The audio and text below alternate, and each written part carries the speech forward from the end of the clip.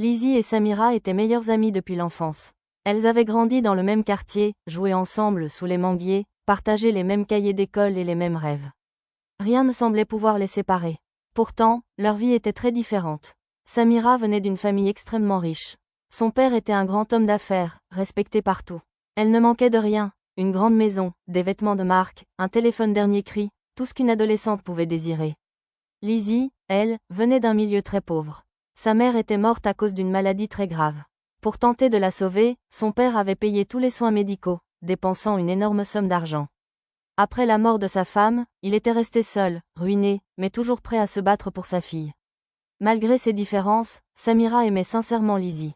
Elle partageait avec elle, la défendait quand on se moquait d'elle et lui répétait souvent « Peu importe l'argent, tu restes ma meilleure amie ». Mais tout changea lorsqu'elle entrèrent au lycée. Le lycée était un monde nouveau, rempli de monde, de jugements et de comparaisons.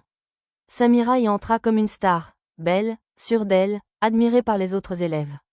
Très vite, elle se retrouva entourée de personnes populaires, riches, influentes. Lizzie, au contraire, resta discrète. Son uniforme était usé, ses chaussures abîmées. Elle marchait la tête baissée, essayant de ne déranger personne. Peu à peu, Samira commença à s'éloigner. Pas parce qu'elle n'aimait plus Lizzie, mais parce que le regard des autres pesait trop lourd. Le lycée était plein de monde, plein de critiques, plein de pression. Un jour, à cause de problèmes internes et du trop grand nombre d'élèves, Samira ne put plus continuer normalement dans ce lycée. Elle termina finalement ses études ailleurs. Avec le temps, Samira devint une fangirl très connue sur les réseaux sociaux. Elle avait des abonnés, de l'attention, de la reconnaissance. Sa vie semblait parfaite. Lizzie, elle, resta dans l'ombre. Un jour, elles se croisèrent à nouveau. Elles se rappelèrent leurs jeux d'enfance, les moments où elles jouaient ensemble aux jeux vidéo. Mais Samira, devenue arrogante, se moqua de Lizzie et lui dit en riant « Quoi ? Lizzie, ma meilleure amie ? Je pensais que tu allais devenir quelqu'un d'important, et te voilà aujourd'hui. » Ces mots brisèrent le cœur de Lizzie. Elle pleura longtemps. Elle eut peur que Samira ne lui cause encore plus de problèmes. À partir de ce jour, elle prit une décision. Elle ne pleurerait plus jamais devant qui que ce soit. Pour trouver un peu de paix, Lizzie commença à faire des vidéos TikTok avec son petit téléphone. Ce n'était pas pour devenir célèbre, mais pour exprimer ce qu'elle ressentait. Un matin, avant de commencer sa journée, elle enregistra une courte vidéo.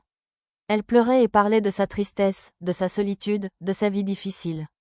Mais au lieu de soutien, elle reçut de la méchanceté. Les gens se moquaient d'elle. Les commentaires disaient « C'est ça ton travail, faire des TikTok ? Tu ne sais même pas danser. Tu crois vraiment réussir comme ça ?» Lizzie pleura encore. Mais cette fois, quelque chose changea en elle. Elle comprit une vérité dure mais essentielle. Personne ne viendrait la sauver. Ce n'était pas une question d'argent, mais de courage. Alors elle se mit à travailler en silence. Jour après jour, elle se releva, apprit, grandit, sans se plaindre. Les années passèrent. Un jour, Lizzie entra dans une grande entreprise en Provence. Contre toute attente, elle devint une femme forte, respectée, et finit par devenir la patronne. Pendant ce temps, la vie de Samira s'effondra. Son entreprise tomba, l'argent disparut, la popularité s'éteignit.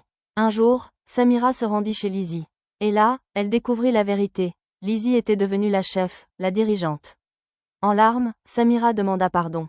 Mais Lizzie, calme et digne, lui répondit « Tu n'as pas besoin de pleurer ainsi. Ta place n'est pas ici.